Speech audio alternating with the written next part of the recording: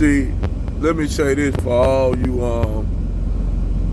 immigrants, particularly a lot of you guys that are from the Horn, like Somalia, Eritrea, Djibouti, places like that, even Uganda, because a lot of times that's how the Ugandan genocide happened due to the Belgians basically giving the Cushitic Ugandans more power over the Bantu, so they felt superior, and that's how you had the genocide in Rwanda. Because yes, you do have Cushitic people that live outside the typical area of the Horn. Yes, you do. You do have Cushitic people living outside the Horn areas. That's outside that area.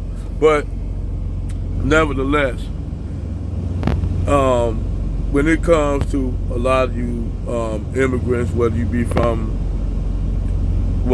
Africa, the continent, or the Caribbean, let me say this. Yes, you coming over here as Ethiopian, Eritrean, Nigerian, Kenyan, Djiboutian, Ugandan, whatever part of Africa or the diaspora you come from.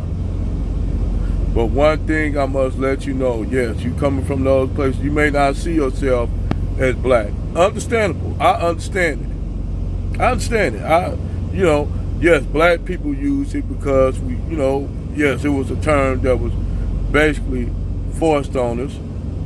And yes, I say it because technically we are really, you do have people that like black over there in Africa, like the Nilotics, but they not really black.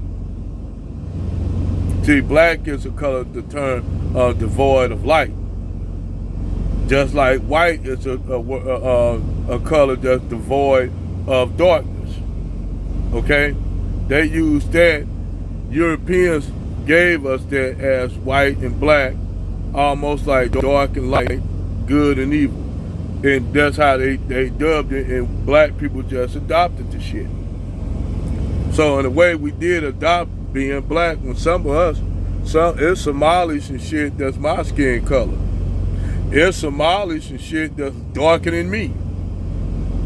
Just like you got black Americans. You have black Americans that are dark skin, light skin. You got black FBA Americans with loose textured hair, like, curly like hair like Somalis, with what you would consider sharp features. They got small noses that look like, you got African Americans that look like Somalis, but for the exception of I ain't trying to be funny or nothing. Exception to a lot of y'all got big heads and stuff. We don't have that. But other than that, a lot of Somalis, you throw a lot of black American women on a hijab, and shit, some of them will look like Somali women.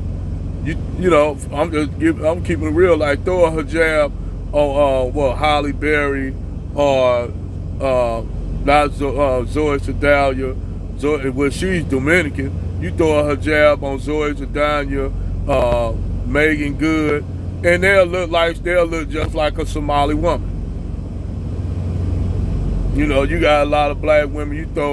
You have a lot of black American women that are married to Somali dudes that dress up, look just, you wouldn't know they was FBA until they told you. You'll think they was Somali because they were their Somali husband. I know some. So that's either way on that, But at the end of the day, when you all over here in the United States of America, them white people are not gonna treat you no different than they do us. Especially white people that's impoverished white people. They gonna see you no different than they see the average of black American. But what make it different with you, they gonna know you a foreigner, so you got a turban on. You got a turban on, wearing your native clothing, or you a Somali woman wearing a hijab. In their mind, you ain't nothing but a foreign nigga, or you a new nigga.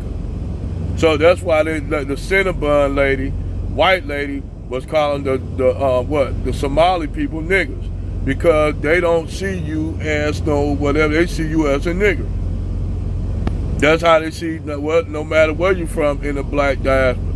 These rednecks, they gonna be seeing you as a nigga no matter how you try to dance around it. Yes, you wherever you at, Somalia, where you from, or Ethiopia, yeah, you that. But over here, they gonna see you as a goddamn nigger. And I told you, boy, so don't get mad at me, cause you what you are, you a nigger. And that's what they gonna let you know, you a nigga. You might be a foreign, you a new nigga, but you a nigga nonetheless. That's how white folks gonna see you. Hey.